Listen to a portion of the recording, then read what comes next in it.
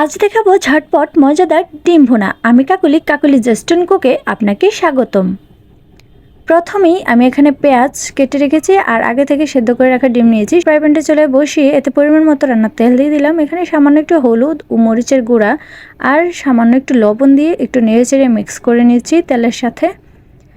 তো তেলটা গরম হওয়ার পর এখানে আমি ডিমগুলো দিয়ে দেবো। তো ডিমগুলোকে আমি হালকা আছে একটু ভালো করে ভেজে নেব। এই মতো অবস্থায় কিন্তু একদম হাই আছে চুলাটা রাখবেন না, কারণ ডিমটা ফুটে এসে কিন্তু গায়ে পড়তে পারে।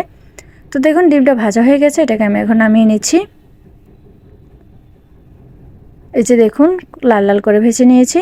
তারপর একই তেলে আমি এখানে পেঁয়াজ কুচিগুলো দিয়েছি। এখানে মাঝারি সাইজের দুটো পেঁয়াজ কুচি আছে। তো পেঁয়াজটাকে নেড়ে চেড়ে একটু ভালো করে ভেজে নেব।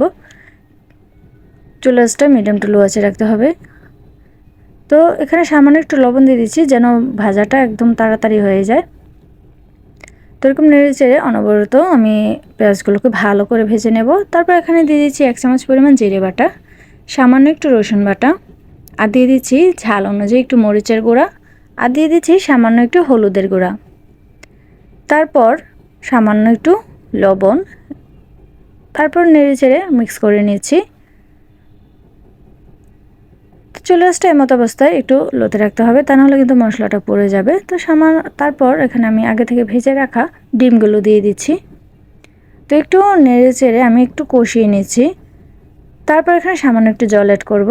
তারপর আমি আবারও নেড়ে চেড়ে দেবো, তারপর ঢেকে দেবো। বন্ধুরা, এই রেসিপিটা কিন্তু খুবই সহজ আর খেতে কিন্তু ভীষণ মজার। গরম ভাতে বেশ লাগে খেতে, যে না খাবে সে বুঝবেই না। তো একটু ঢেকে দিচ্ছি।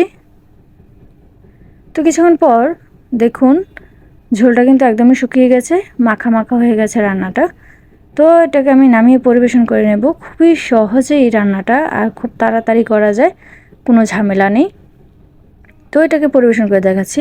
তো বন্ধুরা, আমার এই রেসিপিটি আপনাদের কেমন লাগলো অবশ্যই কমেন্ট করে জানাবেন। যদি ভালো লাগে থাকে তাহলে লাইক, কমেন্ট এন্ড শেয়ার অবশ্যই করে দেবেন।